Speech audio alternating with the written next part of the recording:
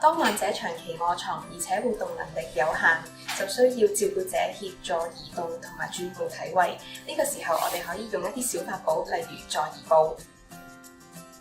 Lico 座椅布堅韌耐用，防水透氣，仲可以高溫機洗。光滑嘅面料同滾筒式設計有助移動患者，可以大大減少患者喺移動時皮膚所承受嘅摩擦力同剪力。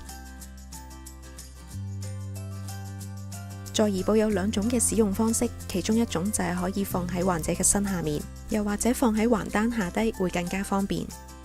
先將患者轉側身，再將座椅布用風琴方式接好，轉返去另一邊，攞返座椅布出嚟，